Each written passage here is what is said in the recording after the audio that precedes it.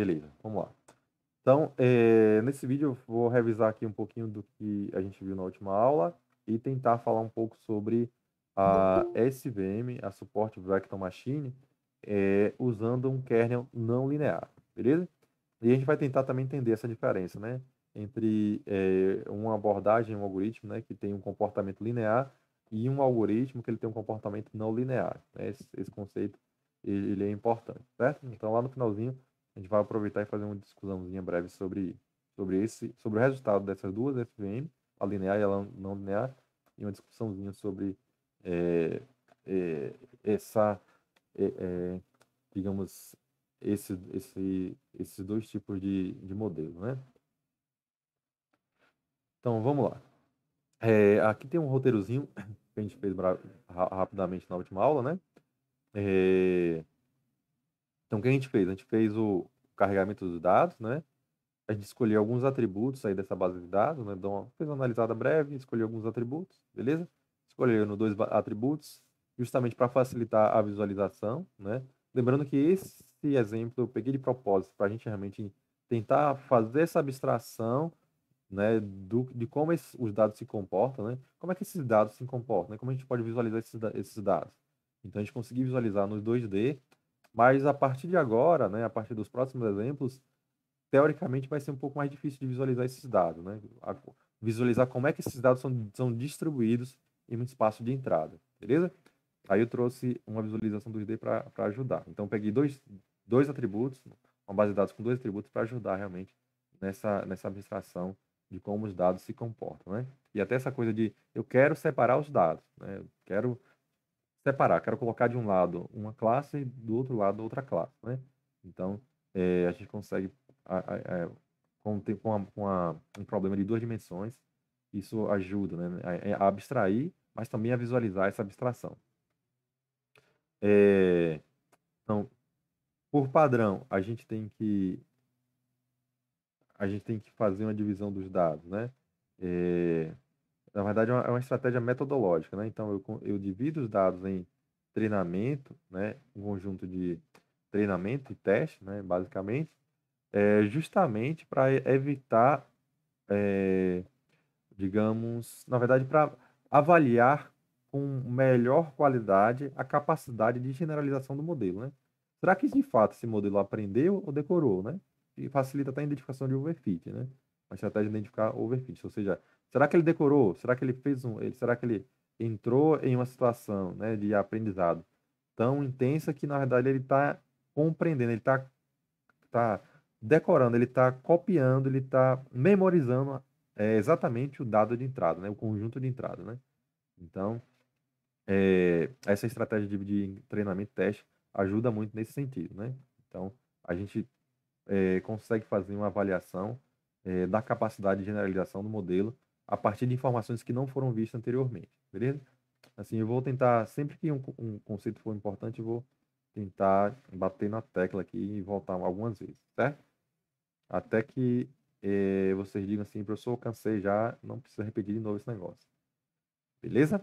E podem falar, podem ficar à vontade, certo? Pronto. Depois que a gente tiver os dados, né, dividido em conjunto de treinamento e teste, a depender da base de dados, o interessante é que a gente consiga fazer a normalização, né? A normalização é justamente para, no processo de aprendizado, né? Se de um determinado atributo tiver um valor muito maior, né? Se tiver valores muito maiores, os valores que aparecem para um determinado atributo for muito maior do que o outro, nas operações matemáticas de multiplicação de somas internas do modelo, no processo de aprendizagem, aquele atributo vai ter uma influência muito maior na resposta do modelo, né? Então, isso acaba, digamos, enviesando um pouco a resposta do modelo para um atributo, né? E a gente acaba não pegando, não capturando, né, digamos, a influência que um outro atributo, que ele tem uma variação muito menor, né? Por exemplo, um tem variação perto de 1, o outro tem variação perto de 1000, né? Então, esse que tem variação perto de 1000, entre 0 e 1000, por exemplo, vai ter uma influência muito maior do que aquele que tem variação entre 0 e 1 naquelas equaçõezinhas do processo de treinamento do modelo, né? E de ajuste dos pesos. Beleza? Então a gente tenta normalizar para que realmente esse range aí, essa faixa de variação fique equilibrada normalmente perto de zero, né? Em torno do zero. Pronto, e o treinamento em si, o legal é que todas as bibliotecas, todos os, como posso dizer, todos os algoritmos, geralmente, quando estão implementados aqui no Python, eles usam esse fit, né? Esse ajuste, né? É aqui que acontece o treinamento de fato no modelo, né? Quando eu aplico o fit, aí eu faço o ajuste no modelo, o ajuste das equações matemáticas ali, né? Dos parâmetros das equações matemáticas que representam aquele modelo, beleza? Então, é bem legal isso, que realmente ele tem esse padrão. Então, toda vez que eu quiser treinar, provavelmente vai ser no feed. E aí você depois dá uma olhada na documentação, ó, do SVC, linear, o feed, lá na documentação do scikit-learn, o que é que ele faz? Então, é bem interessante que essas bibliotecas elas são bem documentadas também. O scikit-learn é bem documentado e geralmente tem referências a artigos científicos, né? Então, esse processo de vocês investigarem, tiverem curiosidade, começarem a estudar um pouco mais, isso é muito positivo, certo? Então, eu recomendo bastante que vocês realmente, a partir desse momento que vocês têm esse primeiro contato, quem puder, tiver tempo de avançar, de seguir em frente, isso é muito, muito positivo. Beleza? Pronto. E a avaliação do modelo ok, eu treinei o modelo. Será que esse modelo ele está gerando uma resposta, né? É, digamos, coerente, consistente, né? Será que a resposta dele tem uma qualidade de assertividade, né? Será que ele está acertando, né? Será que a capacidade de generalização dele é, realmente é elevada ou ele está errando tudo, né? Ou ele está errando boa parte, né? Então, realmente, eu preciso, depois de treinar, eu preciso saber se aquele modelo, se aquele treinamento teve sucesso, né? Foi bem sucedido, né? E aí, eu tenho algumas métricas para avaliar o treinamento, né? No, no, no contexto de uma classificação, uma métrica simples é de todos os elementos lá, por exemplo, de um determinado conjunto, né? No caso do conjunto de teste, né? Todos os elementos lá do conjunto de teste, quanto de fato ele acertou, né?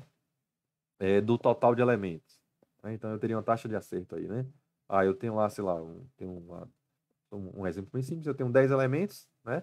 De duas classes lá quaisquer, e dos 10 ele acertou 8, né? Então aí eu teria uma taxa de acerto aí de 80%, né? Uma acurácia aí de 80%.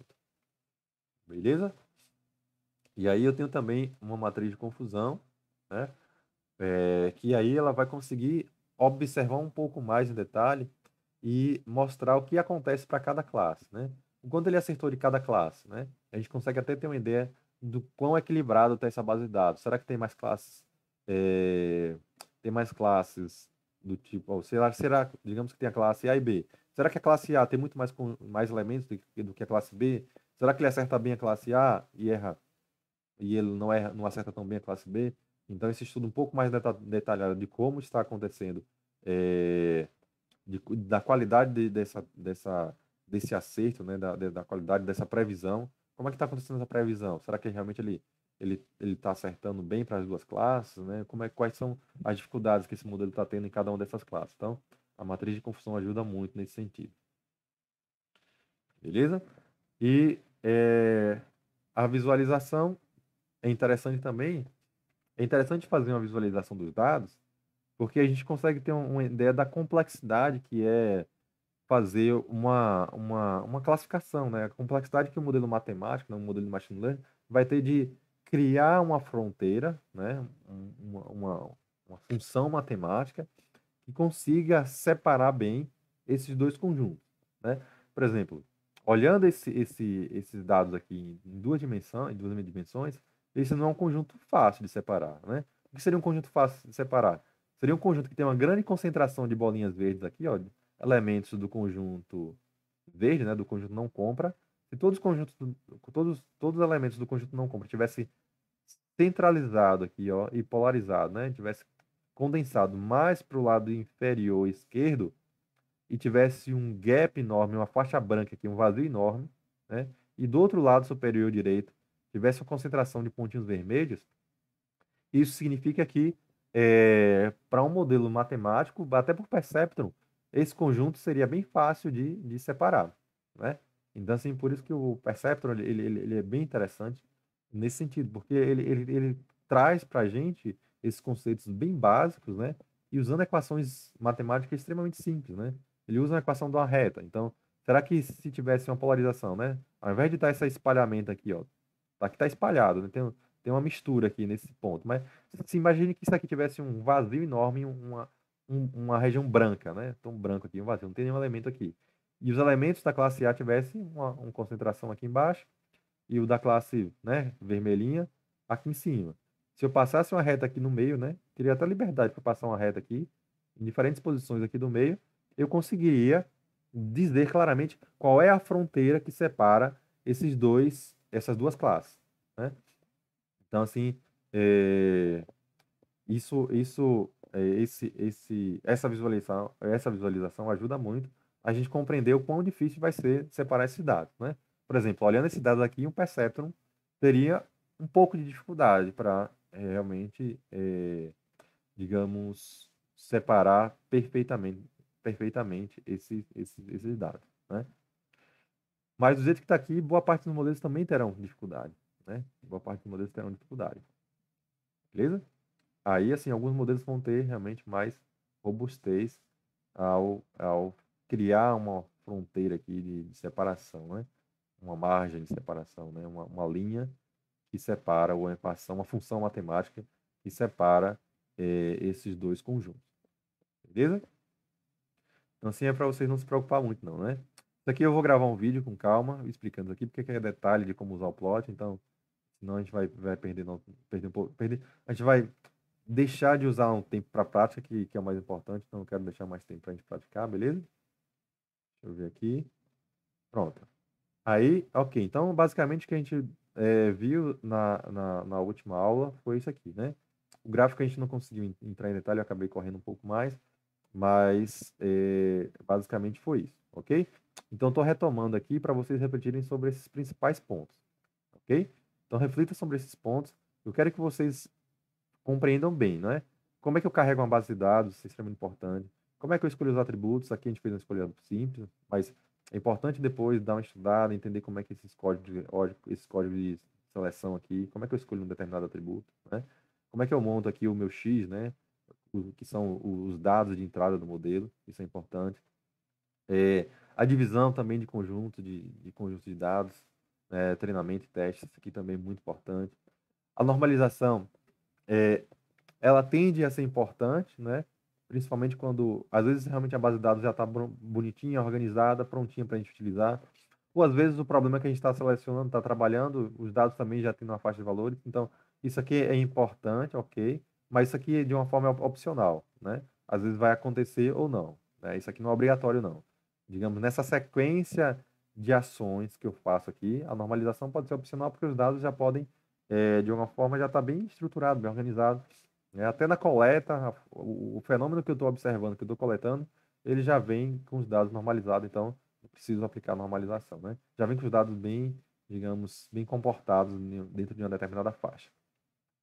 Pronto, treinamento também é fundamental entender que todo algoritmo, né, de machine learning ele vai ter um treinamento, né? Os algoritmos de classificação geralmente vai ter esse fit aqui, né? Toda vez que fizer classificação, regressão também. Eu acho que tem a regressão linear, usar o fit também. É muito comum usar esse fit, então entender o que é que esse fit tem, quais são os parâmetros, qual é a entrada desse fit, né? O fit dá justamente a entrada é o x, né? Imaginando aqui numa caixinha, que seria a entrada do modelo, e o y, a resposta do modelo, né? Lembrando lá da equação, uma equação matemática, lá, o y é igual a um f de x, né? Então eu tenho um x de entrada, ele vai, né, modificar o comportamento aí, né, de resposta, de saída do modelo, e esse comportamento de saída, ele tem que ser condizente aos dados de treinamento. Então, eu vou ajustar o meu conjunto, ou eu vou ajustar a minha equação matemática, né, meu modelo de machine learning, de modo que ele erre o mínimo possível à medida que o treinamento vai avançando. Então, o algoritmo de treinamento está avançando interativamente, né, passo a passo. Toda vez que ele avançar, o ideal é que esse erro vá diminuindo, beleza? Diminua gradativamente, certo? E a ideia é que eu apresente o máximo de elementos que eu tiver e a resposta também associada àquele elemento de entrada, né? E a partir desse erro é que de fato acontece aí o ajuste dos pesos, né? Da equaçãozinha matemática, para que a resposta daquela equação matemática, né? no decorrer do treinamento, se aproxime da resposta esperada.